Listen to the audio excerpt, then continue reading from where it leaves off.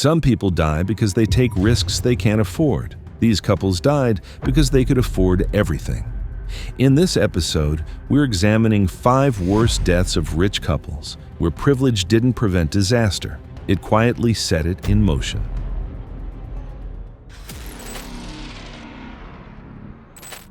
It was June 18, 2017, in Napa Valley, California. Morning light sat low over the terraced vines, and the air was still enough for helicopters to hover without drift. The plan looked simple from the ground. Nothing about the setting suggested that a controlled celebration was about to become a fatal mechanical failure. Evan and Marissa Carlisle were a wealthy Napa Valley couple. Evan, 41, built his fortune investing in software infrastructure tied to cloud storage and aerial data, and he fixated on clean, stable overhead imagery that looked effortless and controlled. Marissa, 38, was a former event planner pregnant with their first child. She treated the gender reveal as her final professional project, managing every detail herself. She passed on licensed aviation effects teams, not because of cost, but because their protocols slowed decisions and limited her control. The reveal was scheduled for late morning to catch even light across the vineyards before the heat distorted the air. A private helicopter was hired to hover just above the terraced rows,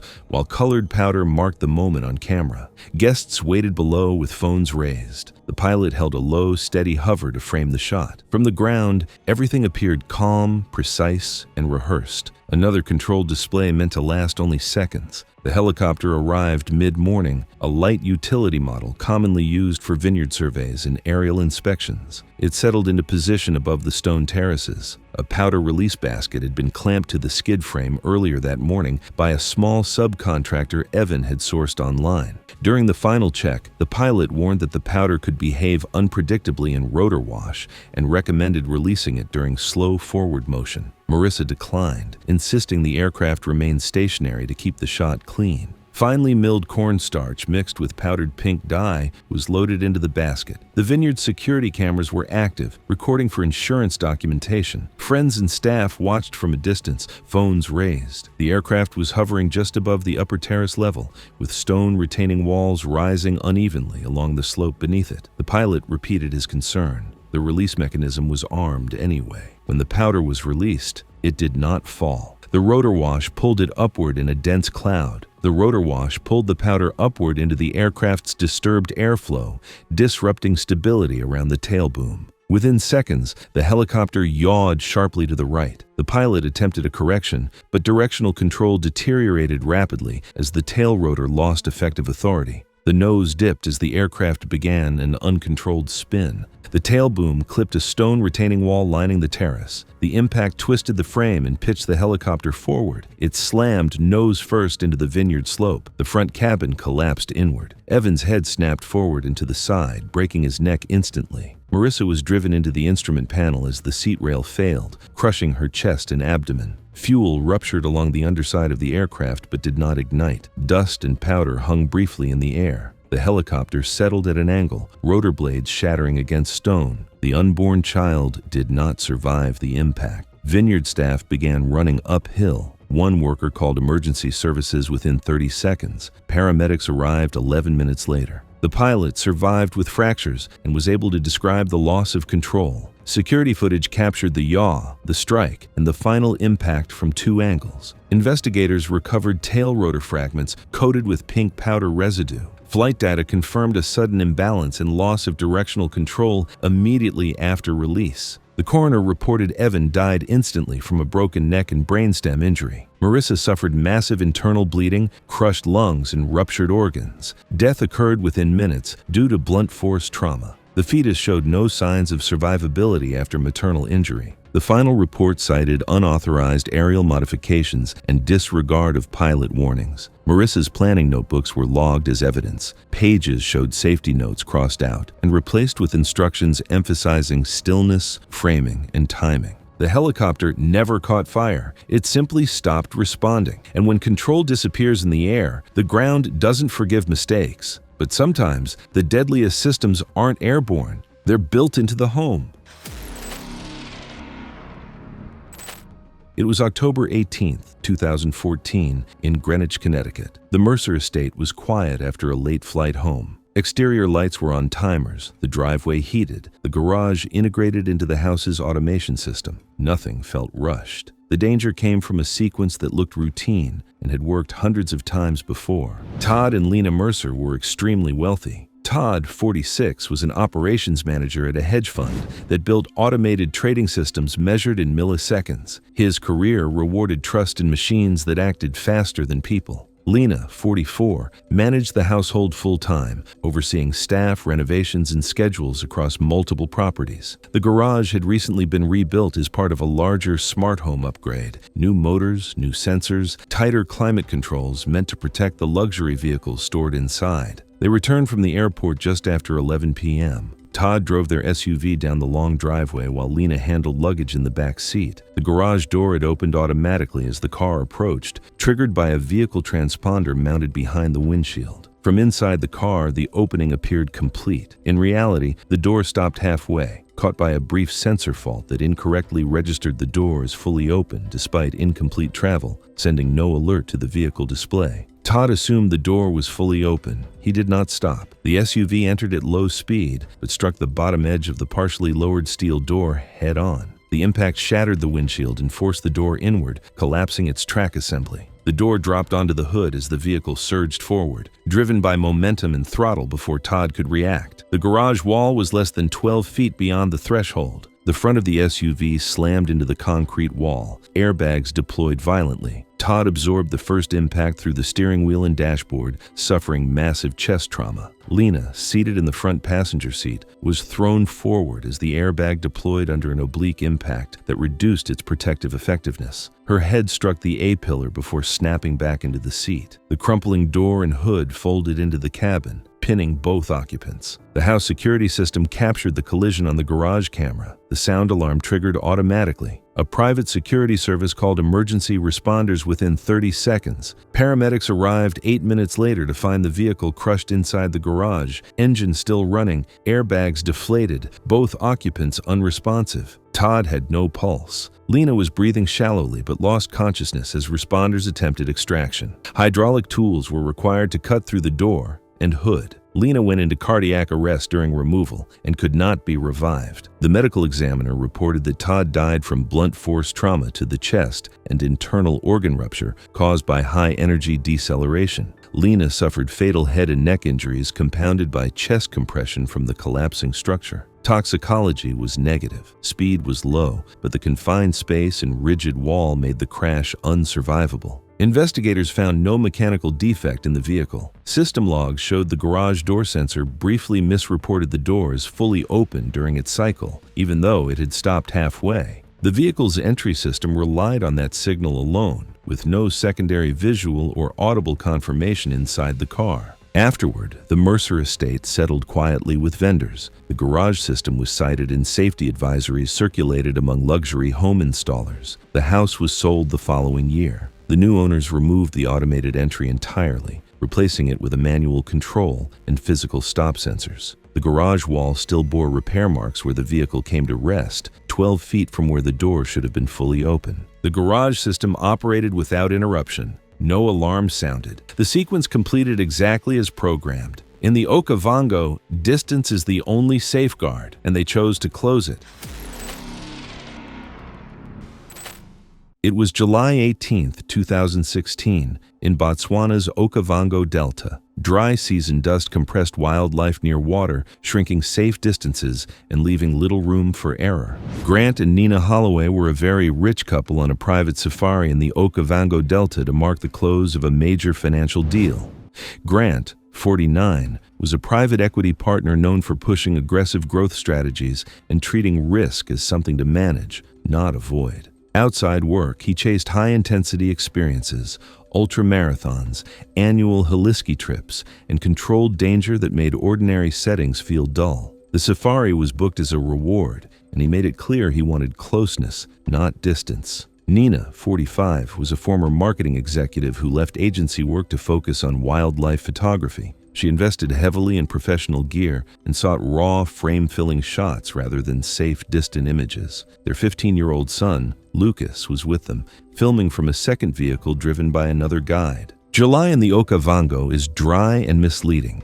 Grass sits low, sightlines stretch far, and elephant herds compress tightly around water, especially breeding groups with calves. Safety depends on space, running engines, and clear exit paths. That afternoon, the Holloway's lead vehicle drifted closer than recommended. Grant stood upright through the open roof, bracing himself for a better view. Nina leaned forward to stabilize her camera. The guide warned about proximity and engine heat. Grant dismissed it with a gesture, focused on getting closer. The truck slowed near a stand of mopane trees. The engine sputtered once, then stalled. The guide turned the ignition again. Nothing. Ahead, a breeding herd shifted. One matriarch separated from the herd, ears extended, head high.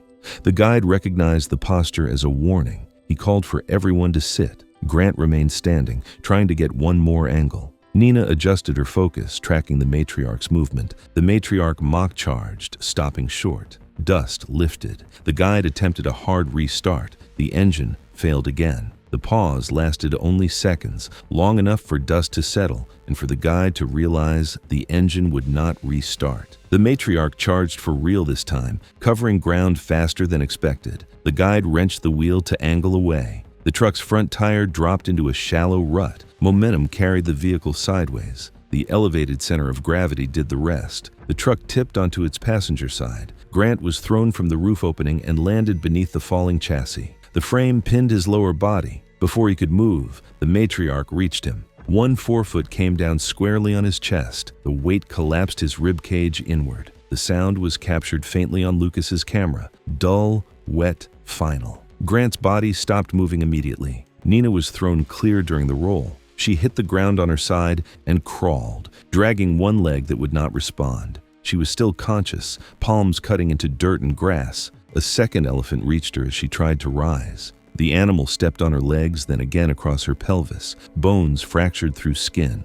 Blood pooled dark against the dust. She screamed once, then went silent as the herd moved through her. Lucas's vehicle stopped at a distance. The guide ordered Lucas to stay back and radioed for emergency assistance. The camera continued recording as the elephants withdrew, the overturned truck and his parents' bodies unmoving on the ground. Help arrived 23 minutes later from a nearby camp. There was nothing to treat. The coroner's report was direct. Grant Holloway died from catastrophic chest compression. His ribs collapsed into his heart, causing immediate rupture and cardiac arrest. Death was instantaneous. Nina Holloway died from massive blunt force trauma. Her pelvis was destroyed, major blood vessels torn, and internal bleeding was rapid and fatal. She would have lost consciousness within minutes. The footage and site photographs were retained by park authorities. Lucas returned home with extended family. Months later, the video was incorporated into safari guide training, used to demonstrate how quickly control is lost when distance rules are ignored.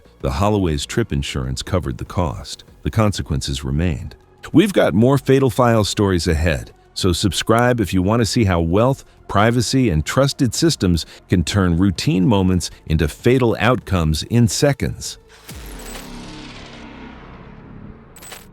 It was February 17th, 2018, in St. Moritz, Switzerland. The Weiss couple entered a private mountain tunnel just after dusk when cold tightened steel and concrete alike. The road was familiar, controlled, and usually empty. That night, small changes inside the tunnel had already erased every margin they believed they had. Julian Weiss, 52, was a luxury real estate developer known for building alpine villas marketed as future-proof living. His projects centered on automation, resilience, and removing friction from everyday decisions, a philosophy investors and buyers both embraced. Julian collected luxury cars the way others collected watches, replacing models the moment a newer system promised more comfort, more automation, or less effort. That evening, Julian and his wife Clara were returning from a site dinner, delayed by weather and schedule compression. Overnight roadwork had narrowed the tunnel lane by less than a meter, protected by temporary concrete barriers. Warning signage had been installed that afternoon, but snow dust, glare, and low light reduced its visibility. The tunnel was private, rarely staffed after hours, and not yet updated in the vehicle's navigation data. Julian engaged driver assistance mode before entering, allowing the system to manage speed and lane position while he remained legally responsible for control. Clara noticed the barriers looked closer than usual. She mentioned it once. Julian dismissed it, pointing out the system's prior performance in similar conditions. Outside, temperatures dropped sharply. Inside the tunnel, concrete radiated cold, affecting sensor response and traction predictability. As the car progressed, the lane narrowed gradually. The vehicle's forward sensors interpreted the barriers as static walls, not encroaching hazards. Autopilot maintained speed, assuming consistent geometry. The tunnel curved slightly left. No clear warning registered inside the cabin before the final correction window passed. The front left corner struck the barrier at highway speed. The impact sheared suspension components and punctured the battery casing beneath the floor. The car rotated, slamming broadside into the opposite wall. Cameras later showed sparks flooding the tunnel as the vehicle came to rest at an angle, wheels still spinning. Within the first minute, the damaged battery entered thermal runaway. Heat built rapidly beneath the cabin floor as individual cells ignited in sequence. Temperatures climbed rapidly toward unsurvivable levels. Thick gray smoke poured upward through the vents, carrying burning electrolyte and melted plastic particulates that filled the cabin. Visibility dropped to near zero. Julian reached for the door handle, but the electronic release failed as power fluctuated, and structural deformation prevented the door from being opened in time. Clara tried her door as well. It remained sealed. Both were conscious, coughing violently, their movements frantic but poorly coordinated as the air turned toxic. Fire spread beneath the seats, radiating upward through the floor pan. The dashboard softened and warped. Julian's clothing ignited first at the cuffs and lower legs as heat climbed. Clara raised her arms to shield her face, but the smoke thickened, burning her eyes and throat with every breath. Tunnel cameras recorded both of them slumping forward as oxygen levels fell. Their breathing slowed, became shallow, and then stopped. Flames intensified and fully engulfed the interior seconds before the tunnel's suppression system finally activated. A maintenance worker monitoring tunnel feeds noticed the collision within 3 minutes and triggered emergency services. Fire crews arrived 11 minutes later, delayed by narrow access roads and snow. By the time responders breached the vehicle, the cabin temperature had exceeded survivable limits. The post-mortem report listed extensive full-thickness burns to the lower extremities and torso, along with severe smoke inhalation. Soot was present deep in both lungs, confirming they were alive during the fire. The official cause of death was thermal injury complicated by toxic gas exposure. Investigators cited unchanged autopilot engagement, shifted barriers, and delayed manual intervention. Vehicle telemetry confirmed no braking input. The tunnel was familiar. The car was new. The system assumed the road would behave the way it always had. In Aspen, silence was the goal, and it arrived sooner than expected. It was December 27, 2013, in Aspen, Colorado. A private ice rink sat closed to the public, its lights left on for a single overnight booking. The building ran on automated systems designed to maintain ice quality without staff present. By morning, nothing inside had changed position. The air handlers continued cycling. The ice surface hardened, and 2 skaters lay where cold and gas had quietly overtaken them during the night. Mark Ellison, 47, was a logistics consultant whose cold chain contracts with national grocery distributors earned him 7-figure annual fees.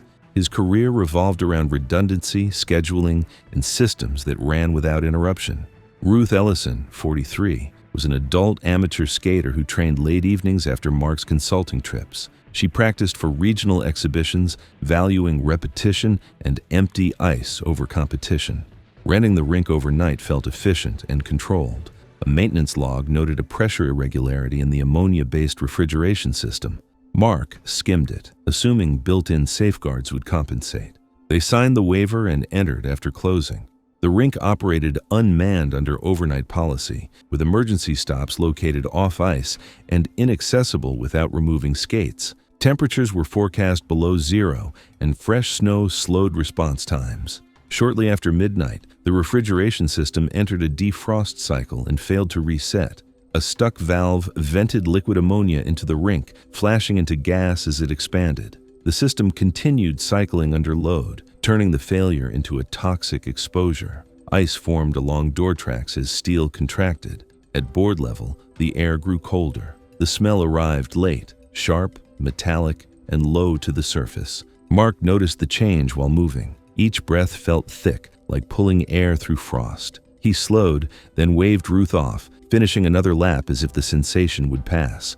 The emergency stop was mounted beyond the ice, unreachable without stepping off and removing skates. Their phones lost charge quickly in the cold. Overhead cameras kept recording, frames dropping as internal components chilled. By the time they turned toward the exits, the doors no longer moved. The ammonia settled at ice level, pushing breathable air upward. Mark crossed center ice, slowed, then collapsed mid-stride after several labored breaths, coughing hard as his lungs burned. He tried to rise and couldn't. The footage shows his skates scraping once against the ice before he went still. Ruth reached the boards. She grabbed the frozen surface with bare hands, skin bonded instantly. When she pulled away, it tore loose, leaving red patches on the ice. She fell backward, gasping. The air no longer carried oxygen. Her movements slowed as the temperature dropped further. Frost formed along her sleeves. A motion alarm tied to the rink's security system triggered at 1:42 a.m. A remote monitoring service called the county dispatcher.